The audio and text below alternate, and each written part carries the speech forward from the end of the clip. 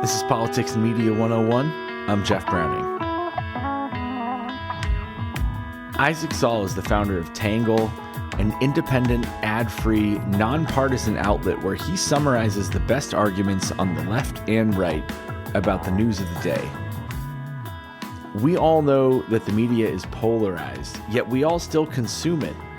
The outlets we read and hear, perhaps too often, make money off validating what we already believe, raising questions about ethics in journalism and about what consumers should seek and should value in a free media whose job it is to expose the truth. Amid this tumultuous and brave new world, Isaac has built one of the most impactful and successful newsletters on the internet, where he delivers his thoughts and observations directly to readers' inboxes, the same way we try to deliver people like Isaac to your podcast feed. As a reminder, like all of our episodes, this is an edited version of a longer conversation that was taped live with audience questions. For information about how to join us and past episodes, please visit our website, pm101.live.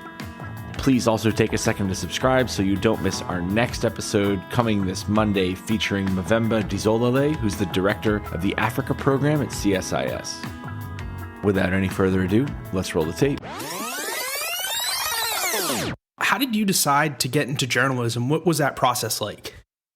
My original background in journalism was actually as a sports reporter at the University of Pittsburgh. And pretty much by my last semester, my senior year, I knew that I wanted to write about something a little bit more meaningful to me personally, that I felt like had more relevance to the things that were happening around me on campus and in my home state of Pennsylvania. When I left school, I started looking for a political journalism job. And I actually got my first gig ever at the Huffington Post, which, as most people listening probably know, has a reputation for being a bit of a left wing. This was back in 2013, 2014, I think, before a lot of people really understood the media bubbles that they were living in, that the internet was putting us in, that social media channels were putting us in. And so I went through 6 or 7, 8 years basically of working in the political media space and basically seeing over and over and over again, whether I was writing something for a conservative news outlet or a liberal news outlet or something kind of down the middle, that I was only going to reach an audience that already was kind of predisposed to the kind of story selections those outlets were leaning into. And I could pretty much predict whether my stories were going to break through or have an impact based on where they were being published, because I knew whether people would, engage them, share them, or they would just ignore them basically. And so I came up with this concept to start a news outlet where I was trying to bring people with a really diverse set of political views under one roof, create something that they could trust, whether they were conservative or liberal or somewhere in between. I think one of the really interesting things that I've learned from doing my work is that your audience can, in really profound ways, reinforce and shape your own political views and the things you decide to say, the things you decide not to say. And it's a really, really tricky thing to navigate. I mean, I see it now with a lot of kind of the more heterodox writers that are popping up on places like Substack, who I think are sort of starting to just produce some of the same kinds of stories, just repackaged in different ways, whether they're media criticisms or criticisms of the right or criticisms of the left. And they're just doing it because they're feeding the beast of their audience. They know what they like. And by doing it and sort of doing that exercise every single time, they kind of reinforce their own political views. They shape their own political views. And I think, Ariana certainly is someone who sort of found this niche, found something that worked, and she sort of evolved as it blossomed, which is a really interesting phenomenon. You talked about how at the beginning of your career you were writing about sports, but you found yourself writing about politics as you wrote about sports because these two things do intersect so often. What were some of the stories that you were reporting on in the sports world that had this surprising political component that you think, maybe people should recognize to the extent that they don't quite do yet? One of the very first pieces that I wrote that ever really blew up when I was there was about Richard Sherman, who is a cornerback in the NFL and at the time was playing for the Seattle Seahawks and very famously, made a game-winning play at the end of the game. And then in a post-game presser or a post-game interview, really, he was still on the field in his pads. A reporter stuck a mic in his face and he talked a little smack about how, the receiver he was guarding was trash and nobody could stop him and he was the best cornerback in the league. And then that night and into the next day, there was just this like really weird commentary that came up out of this whole exchange where, he was being called a thug on all these national television programs. People were saying he was a disgrace to the game. And I sort of wrote this piece that was just like, this guy, I mean, if you ever read about Richard Sherman, unfortunately for my piece in terms of how it's aged, in the last year or two, he's actually gotten into some kind of ugly legal trouble. But back then in 2013, 2014, he was like the most charitable player in the league. He had stayed at Stanford for an extra year to get his degree. His dad was a garbage man. He grew up in like one of the worst neighborhoods in Southern California. And he's this kid who just like, really got himself out of a really tough hand he was dealt, grew into this amazing college athlete and then an amazing professional athlete, and ended up being a big centerpiece in the community that he was living in, the community he was from. And I basically just said, like, this guy's a role model. Like, he is what everybody wants sports athletes to be. And you shoved the mic in his face after he made a big play. And he said some things you didn't like. And now people are calling him thugs and all this stuff. And it's just sort of like, to me, was kind of this reflection at the time of how quickly Americans are liable to just jump on somebody, label somebody, frame them as being a really bad person based off of like a 10-second soundbite they see on Twitter or on SportsCenter or whatever else, and how this sort of attitude, this like mob mentality is leaking not just into sports, but into politics, all these other parts of our lives. That was kind of the angle that I wrote the piece from. And it was about sports, but I think it was also really, political and cultural and about where society was. And it struck a nerve. It got something like 4 or 5 million views. And it was one of the first pieces early on in my career that really brought in a following of people to my Twitter account, my own personal website, and my writing and things like that. There is a prejudiced Twitter account, Libs of TikTok, that is focused on amplifying tweets, basically to either mock or potentially get people fired for espousing support for the LGBTQ community.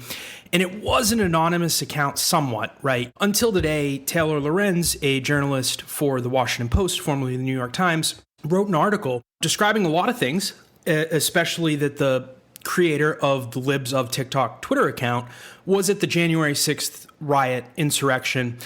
They're documenting it and then whitewashing the whole insurrection terrorist attack on our Capitol, calling it basically a BLM false flag. But on Twitter, there has been massive outrage depending on which political ideas you have. So Isaac, what do you think of the story that Taylor wrote and then the reaction that it's received? First of all, I've been following Libs of TikTok. I unfollowed them. I refollowed them again today because I wanted to see how this story sort of, broke down and what the account was going to say about it. I find a lot of the stuff that they post really objectionable because I think there's a sort of undercurrent of insinuations. Typically, it's LGBTQ teachers or youth talking about kind of sensitive gender issues, and there's 10-second clips or 15-second clips. Sometimes it's stuff that I'm like, wow, that's really scary. This person is a teacher. I think this ideology is a little bit extreme. Other times it's clear to me that this little snippet is kind of being taken out of context. And I can imagine a few different scenarios where, this account is basically just trying to get somebody in trouble and essentially doxing or, plastering someone's face to 500,000 followers, and inevitably it ends up on Fox News or whatever else. Look, I thought Taylor's piece was a good piece of journalism. I think the account is large enough and was having a big enough influence on the discourse in the media space. I think there was like total justification for someone like Taylor Lorenz to go do this story and to, essentially flesh it out and go knock on doors and visit people and reach out and request for comment, which I thought was both bad journalism. They should, if they change the article after publication, they should tell people why. And B, and I also think there's reason for some people on the right to be really critical of Taylor. I mean, I think she's doing really important journalism. I think like this piece was a good piece of journalism again. But I also can see how for people who aren't really dialed in to the kind of nuances of media or journalism ethics, seeing someone like Taylor Lorenz, who has spent a lot of time in public talking a lot about how horrible online harassment is and how bad it is to dox people and, you know, all the kind of the horrible stuff she's gone through as a reporter and her friends and family have gone through, to then see that same reporter go and flesh the story out about like a regular person who basically went viral and grew this account into a huge following. I can understand why a lot of people view that and see it in sort of a hypocritical light. I don't think that's that much of a jump. I also think, you know, a lot of people who have leveled really fair criticisms against some of Taylor's work in the past have been sort of reframed or cast as being harassers or inciting harassment of her. I struggle a little bit with the framing of her as a victim in these kinds of scenarios. She works at the New York Times, like you said, now at the Washington Post, two of the most powerful newspapers in the world, with teams of editors and lawyers behind her. And her work is fair for criticism. And if she's going to exist in the online space, I think it's okay for people to say even mean things about her work to her. That's just part of it. The Libs of TikTok anonymous creator had the audacity to go on a media tour with Tucker Carlson and other shows as an anonymous figure. So she's trying to profit off of the public media, but yet remain anonymous. I think that there's a lot of hypocrisy there. We're seeing these, I don't know if you want to call them grifters, provocateurs, but they also run their own newsletters, like Glenn Greenwald. And they are I guess you could call him an online influencer, a right-wing pundit like the Post does. But they're making the story now all about Taylor instead of about the larger story at play here, the account. So when we're seeing people who have their newsletters and they're using this provocateering to make a profit, how should we view folks like Glenn Greenwald? Should we just ignore him? Should we read him to hear the argument? Glenn Greenwald, for as long as I've been alive, has been a really critical reporter in just the global space. I mean, his stories have changed countries, they've changed laws, they've changed governments. I think the work that he did at The Intercept was really great. I read his newsletter. What I get frustrated about is that he sort of seems to take joy in being an asshole online, and that undermines, I think, both his credibility. It sort of turns people who could be allies in many of his, you know, debates and arguments into enemies. And when I agree with him about certain things, it's really frustrating for me because then expressing agreement makes me sort of get tagged as like, oh, you're with like the asshole in the room, which you don't want to be.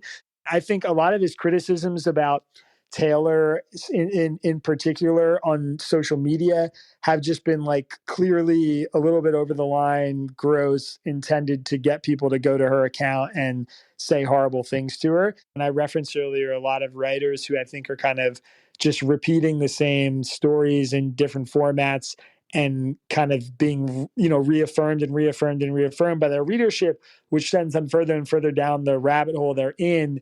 I think Glenn is a great example of that. I think he's somebody who has basically spent a lot of his time recently writing about sort of culture war stuff because his readership rewards him for it, when, you know, I'm a really big fan of his actual journalism and I wish he would do more of that. So I think, Isaac, you just kind of touched at the end there on this big question about Glenn Greenwald. Many others who were fans of his, advocates of his, have said that they won't defend his work anymore, that they think that he's a different person than he was, for example, when the Edward Snowden stories were published. But at the same time, looking at the common criticism of Glenn Greenwald today, I want to know what you think about this. Do you think that Glenn is the same man that he's always been? Do you think that he's changed? Do you think that he's driven by a kind of irrational antagonism in the way that he conducts work? And is this something that he's always done? What do you think about the arc of his career in this light and these kinds of criticisms?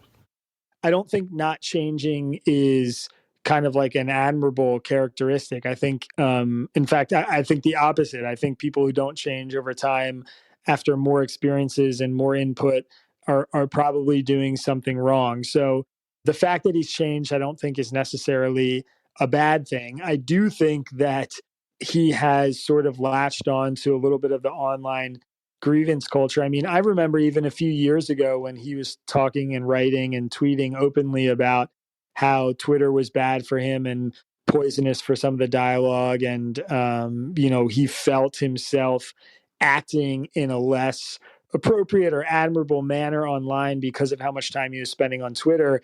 And then he sort of just like never did anything about it based on what I've seen. And I think that part of it is sad and unfortunate. I know if Glenn were listening to this, he would not want first of all, he wouldn't care about my opinion. He probably wouldn't want my empathy.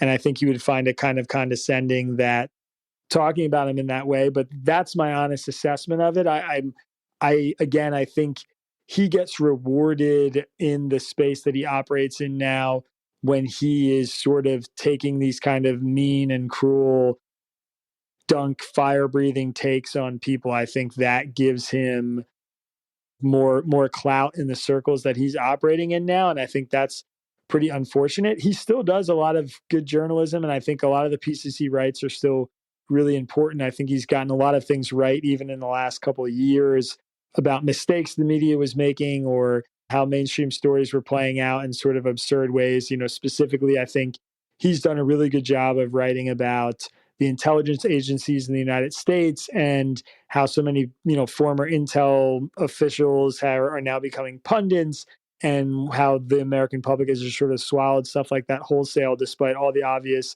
ethical issues and conflicts of interest. So there's a lot of stuff of his work that I find really valuable and in line with stuff he's done previously. But there's no doubt to me that his online personality has gotten sort of this meaner, crueler, angrier edge to it that I think in a lot of ways does a disservice to his work. I think it makes it easy for people to dismiss the really important writing that he does or the important critiques that he levels about people.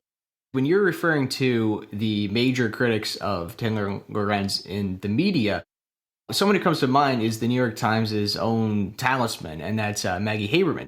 Maggie Haberman is someone who's often really been part of the story in a true sense, where events, especially that were happening in the Trump White House, were actually motivated by her own presence sort of in the room, where many of these figures in the White House that were pursuing these antagonisms and rivalries against each other were driven by the knowledge that their rivals or enemies were talking to Maggie, and the way Maggie's coverage was impacting the way that they went about doing their jobs. However, she has very much avoided making herself part of the story in the way that she draws the narrative. So what do you think about that, Isaac? Do you think that that's fair, a way of characterizing those two figures? And do you think that they represent an opposite approach?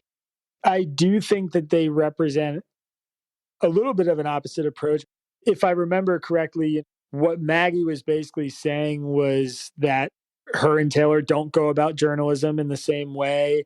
And that generally speaking, reporters shouldn't make these pieces about themselves. They shouldn't be trying to create their own brands, that sort of thing. I'm certainly partial more to Maggie's work. I think points on that though. One is Maggie gets a ton of criticism too. I mean, she gets hammered by people on the left and the right for her stories all the time. She's also the subject of lots of online abuse. I think she does a much better job of either not engaging it or not sort of framing herself as the victim in her reporting. I think she kind of just takes it on the chin and moves forward, which a lot of reporters do. And I think the second thing is just that as great and important as Maggie's journalism is, and I think generally speaking, when you're a reporter who's covering the White House and having conversations with the president, in my opinion, that kind of work is more important than covering TikTok or internet trends like Taylor does in terms of like the impact it's going to have on society as a whole. I think you could maybe make an argument either way, but that's just my personal opinion. I think, how the government works and what the president does is really basically like the most important thing in the country right now. The sort of downside of that is Maggie does insider journalism. I mean, she is very close to her subjects and close to the product as well.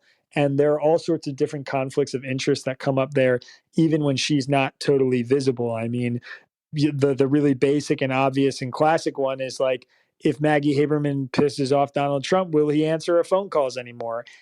What does it mean if she violates his trust in some way as the source for a story? And how does that play out? And how does she handle those sort of conflicts? So I think Maggie is a more seasoned journalist. I think she carries herself online in a way that I find more admirable.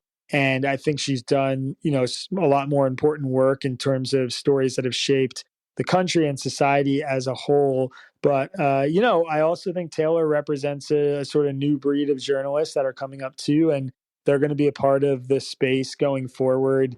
And people who consume their content are going to want to understand the differences and how to view both those kinds of journalism.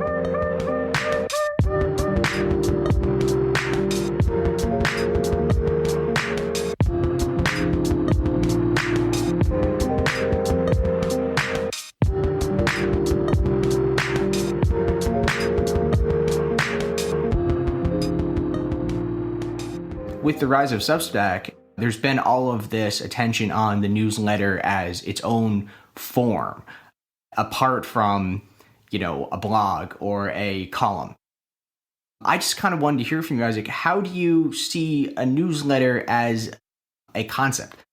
Do you think that it's clearly distinct from something like a blog or a column? What actually makes a newsletter a newsletter? Well, I think, first of all, I've done pretty much every kind of format that there is in terms of media production, blog post, article, investigative, long form, podcast, newsletter, pretty much name it. And I've at least dabbled in it a little bit. And for me, newsletters are by far the best format and the best platform I've ever worked in. First of all, they're really direct. It's like a B2C format. You're going straight to a customer, a consumer who's reading your content. You land in their inbox. It's kind of intimate. It's 1v1. So when they're reading your stuff, it feels like they're getting it just from you. And I think a lot of newsletters sort of leverage that by making things a little bit more personal. I definitely do. In my politics newsletter, I summarize the left's argument about the major story of the day, the right's argument about the major story of the day, and then I give my take. And that gives it sort of a personal flavor. And I also try and just be more open and personal in the piece than I would be in a reported out article that I was submitting to, a news outlet as a freelance piece. I sort of reference myself more and more open about my personal life. And I think that sort of builds a connection with readers. Specifically to politics, I found that newsletters are so incredible because there's no audience for the interaction. It's not Twitter, it's not Facebook, it's not a comment section. When people reply to you, there's no motivation for them to sort of virtue signal or to be, mean or to dunk on you. Most of the time you get emails and notes from people that sometimes are angry at first, but if you reply in like a cool and measured way, turn into really productive conversations, and oftentimes are just really honest and forthright. And I find like the discourse is so much more elevated than it is on other platforms I've been on because people aren't watching. People feel like it's a private space where they can tell you what they honestly think. They can sort of write in a longer form. It's not a character limit like places like Twitter. All of that stuff has made newsletters, I think, for me, by far the most enjoyable platform I've ever worked on. All that being said, I don't think they're ever going to really replace, other traditional forms of media. I think they function really well as an additional format for people to get their news. the New York Times and the Wall Street Journal and the Washington Post and Fox News and CNN and NBC and CBS, these places are all going to be producing really important news and driving a lot of coverage, I think, for at least the next decade. But these newsletters are, they give people an opportunity to distribute content in a way that can't be really moderated or regulated by other people, that goes directly to somebody's inbox, that sort of creates this personal relationship. And I think that's a really powerful tool and a really important addition to the discourse and the media space out there. And for me personally, it's exciting to be on the ground floor of. So if you're picking one news story a day, really, to communicate to the audience, do you kind of, and this is something we're also thinking about too, because we, pick news stories to focus on as we do this program. Do you generally try to fit into the expectations of what those readers are trying to learn about, knowing that they have these interests? Or do you often pick stories that you think that they might not otherwise know about or know that they should be interested in, if you understand what I mean? Like, are you trying to bring things to their attention that they might not otherwise know or care about? How are you balancing between those two things? Yeah, it's a great question. I have a staff of part-time people that help me with Tangle, and story selection to me is maybe the most important part of what we're doing, because story selection itself is an expression of bias. And so I am really, really careful about the stories that I choose to cover and really thoughtful about them, because I basically don't want to kind of just cover things that people on the left are interested in, or just cover things that government nerds are interested in, or just cover things that culture war people are interested in. I want to do a really diverse set of content, which is really hard to do. And so my answer to your question is, I kind of try and spread it out and hit different notes on a regular basis. If I've covered back-to-back days on bills that are in Congress, then on the third day, I'll maybe try and cover something that's a little more like political, cultural, maybe something like the Disney issue, or with like the LGBTQ bill in Florida. That's like a good example of a story that is both kind of legislative, but also became a real cultural flashpoint. But it's not like a wonky, what's the $1.9 trillion bill that just passed Congress going to do to, I don't know, the EPA or something like that. So I really try and mix it up in that regard. I also do things like I poll my readers. I just ask them what they want to know about. And sometimes I get responses that I don't like and I ignore them. And sometimes I get responses that I do like and I go for them. But I try and make them a part of the conversation, because I do want to cover stuff they're interested in. And I do want to know what they're sort of, what's sort of getting through the ether and what's happening outside my bubble. But in order to produce the content that I do, there is one functional thing, at least for the Monday through Thursday newsletter, which is the free part of the newsletter I do every Friday. I publish a subscribers only edition that's for paying subscribers. But Monday through Thursday is like the debate format, which is main topic, what the left says, what the right says, my take. And in order to produce that, the bare minimum is there have to be people out there talking about the story. So it's got to be out there in the kind of media ecosystem a little bit already. There have to be some columns about it, or some podcasts about it, or some TV hits about it. That way I have some competing arguments to present. So that's really the number one parameter, is just it needs to be something that there's a debate happening around. And obviously in today's political world, that's not a really hard thing to find, but it is really the only functional thing that must happen for me to cover it in that Monday through Thursday newsletter. Do you think in a media ecosystem where most people are profiting off of polarizing information, getting content out there to very siloed groups that is very inflammatory, that and I ask this as somebody running a centrist media project, I think in a lot of ways similar to yours, just in podcast interview form, do you think a centrist project is actually viable and scalable? And if so, why? Yeah, absolutely. I do. I mean, the number one reason why is because Tangle's working. If you asked me when I started this project 2.5 years ago, I would have said, I have no idea, but I hope to God it works because I really wanted it to work.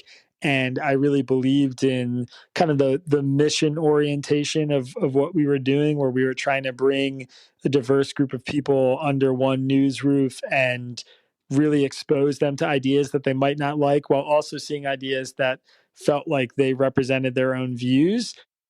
And it's been a huge success. I mean, where we're at now is beyond my wildest dreams. 35,000 subscribers, over 5,000 paying subscribers. We've had several newsletters and editions go viral. We have tons of people who subscribe who are, working in Congress or are big mainstream journalists with followings much bigger than mine. And then we have, people in 40 countries outside the US and tens of thousands of people who are just regular Americans or international folks trying to understand American politics, which is mostly what we cover. So I know that there's a demand for it. I see it every day. I hear from people every day who say, I've been looking for this for so long, and I'm so glad to finally find it. So in that regard, I'm very confident in it. I think polling, we have an abundance of polling, and we have for a long time, that suggests people who identify as independents are still one of the largest blocks of voters, if not today, now the largest block of voters in America. Now, as you well know, and doing your work in politics, people who say they're independent oftentimes are, they're independent, but they voted only for Republicans in every election for the last 20 years.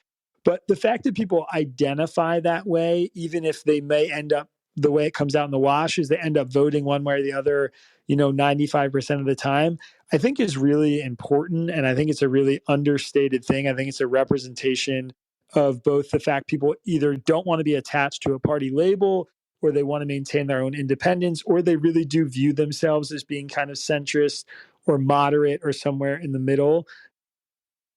And I think that's evidence of the fact that a lot of Americans see a lot of good or see a lot of rationale from both sides of the political aisle they can attach themselves to. And then finally, I just say, there seems to me, and I've been talking about this actually recently in my newsletter, to be a kind of undercurrent that I'm encountering more and more of people who are just like are tired. They're just tired of being angry. They're tired of hating the Trump guy who lives next to them. They're tired of hating their daughter for being a really progressive, non-gender conforming liberal. They're just like tired of it, and they want to understand why people feel the way that they feel. And I hear from these people every day. I hear from 17-year-old kids who are like, I hate my uncle. I don't want to hate him. How can I talk to him about this issue? I hear from grandparents who are worried that their kids are communists, and my newsletters help them understand the left's position better. They're out there. And I think, neither side wants to put their arms down first, but there seems to me to be this sense that we've kind of hit rock bottom in the political discourse. I think people know that. I think events like January 6th and the first presidential debate in 2020 sort of tipped people off to the fact that we were sort of careening out of control. They're hungry for something better. And I think that's a growing group of Americans. And that gives me a little bit of hope and some belief that the demand is definitely out there. We agree with you from everything that we've seen so far as well. And I think another thing that's interesting that you hit on a little bit is the people in the game, the journalists, the staff, the members of Congress, they want to be a part of stuff like this, whether it's consuming it or, for example, coming on our show and having those more in-depth but yet less hyperbolic conversations, because they get to then get into the issues and explain things to people honestly, as opposed to just having to hit on these talking points. But I digress. So we're going to go to Jennifer for another question. Thanks, John. Thanks, Justin. Hi, Isaac. Hey, so my question is going to go back to a little bit of how you were describing newsletters and sort of community news. I heard a story recently on like uses of Discord and Reddit and other things. It's more of a social proof. You know who is reporting it, and so they're, even though they're reporting maybe onto specific issues or with a specific bias, you know who they are and why they're doing it. Are you, to your comment that we've always had newsletters and they go up and down? Do you see this current up of newsletters as just another sort of wave there, or do you see it as more meaningful in that it is this sort of social proof thing that people are kind of tying to where society is going? Yeah, it's a really good question. I mean, I think that the way the online landscape is shaking out is that a lot more independent creators are building smaller and more loyal audiences than you might get from major institutional media outlets. And that's not just politics, it's happening in sports journalism, it's happening in arts, culture, food, basically every kind of traditional beat that you would see in an old newspaper 50 years ago has now been kind of bifurcated into these different segments of, newsletters, podcasts, whatever. And I think that's here to stay. I mean, I think some people are going to be more prone to seek out that kind of independence. I certainly cannot ever imagine going back to working for a news organization or under an editor now that I've sort of tasted the freedom of what it's like to be able to say what I want and be my own boss. But there's tons of downsides to it. I mean, I don't get any days off really unless I decide that the newsletter is not going to come out. I have less of a sort of collegial work experience. I don't get the institutional support of like health insurance or lawyers or anything like that that I would get from being at a major media organization. And so for a lot of people, that's not worth the trade-off. So I sort of see a world where I think we're at the beginning, maybe not the beginning, but I think we're about maybe halfway through this big evolution of a blossoming independent media culture. And I think it's going to keep growing in the near term. But I think at some point, it's just going to turn into a space that's really dominated and hard to break into.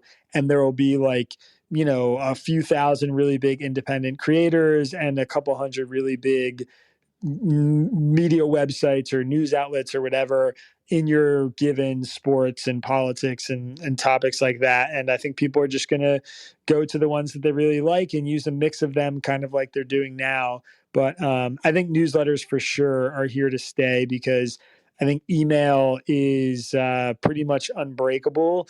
People are going to use it forever for work, for long form personal messages, for starting forwarding chains, for sharing family news. I think it's just going to keep being a thing that everybody uses, and as long as people use email, I think newsletters will exist in a really powerful way in the media space.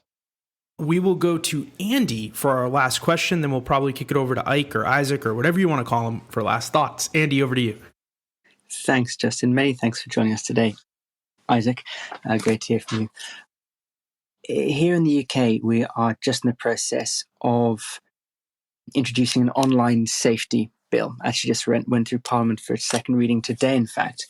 And this is seeking to address, through government legislation, many of the points that have arisen today around the balance between, for instance, freedom of expression versus, let's say, misinformation, disinformation, or indeed the potential for individuals or organizations to cause real life harm through things like doxing, revenge porn, all of these sorts of online, the terrible things that happen.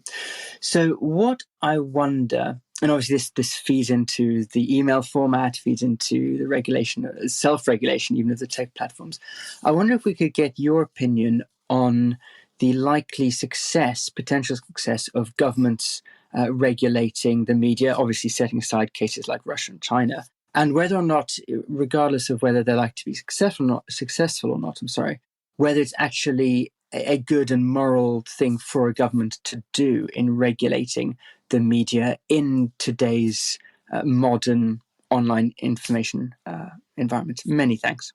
Yeah, it's another great question. I am very, very, very reluctant and concerned anytime government entities are interested in regulating the media. First of all, I think the people that really need to be taking these kinds of steps are the platforms. I think the first question sort of touched on this a little bit, that, Twitter is an independent platform. It can kind of do what it wants.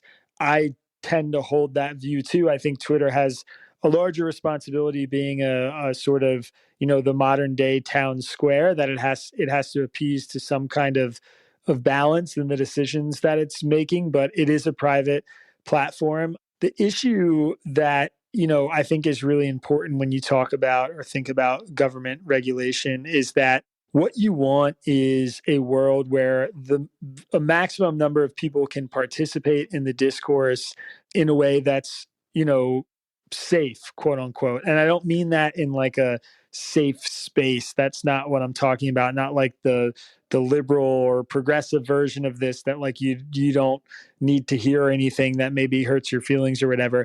I mean it in the sense that someone's freedom of speech is inhibited if they can't participate in the town square because they are receiving tons of abuse. So you don't have the freedom of speech to just mob mentality verbally assault somebody that you see in the street. You can certainly say things that they don't want to hear and talk about whatever you want in front of them without repercussions, but you also can't cross certain lines even in that real world space. And in the internet space, we need some of that too. We need to protect people from that kind of abuse in certain ways with, rules on platforms and things like that. Because if someone is being harassed to the point that they can't functionally participate in a conversation, then it's those people whose freedom of speech is being inhibited. And so it's this kind of balance that we have to find. Traditionally speaking, I don't think the government has been pretty good at that.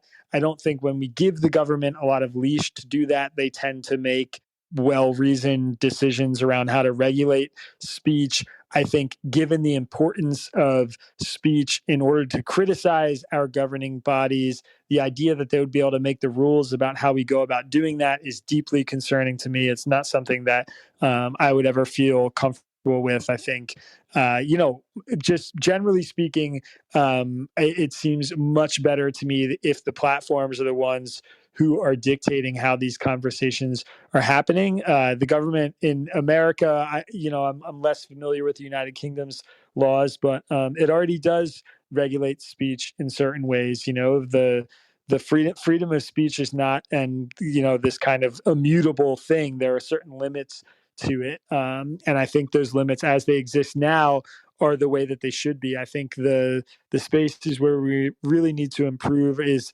platforms fairly and evenly applying the rules that they've created, so there isn't a big imbalance in how people are being treated on them. I just want to thank you for coming on, and just if you had any quick last thoughts that you wanted to leave us with. No, I mean, I would just say if you are somebody who is interested in American politics, I would definitely check out Tangle, read tangle.com. The link is there. We are doing our best to get people out of their bubbles. Every issue, you're going to see views that you agree with, views that you don't agree with. And that's kind of the point where we're hoping to widen people's political views and understanding, and just basically get people in front of ideas that they may not otherwise encounter. So that's our goal. I think we're doing something that's fairly unique in the space, and we're growing really quickly because of it. And the more people who are listening to podcasts like this and interested in American politics that are reading, the better. That is all we have for you today. Again, huge thanks to Isaac Saul, to Tangle, to our audience for their questions, and most of all, to you for being here. As a reminder, like all of our episodes, this is an edited version of a longer conversation that was taped live with audience questions. For information about how to join us and past episodes, please visit our website, pm101.live. Please also take a second to subscribe on whichever streaming service you're using right now so you don't miss our next episode this Monday, featuring Mavemba Dizolole, who's the director of the Africa program at CSIS. This has been Politics and Media 101, produced in partnership with Clubhouse. Wherever you are in the world, thank you for being a part of this community. I'm Jeff Browning on behalf of Justin Higgins and John Gunnison, our co-founders. Thank you very much for being here.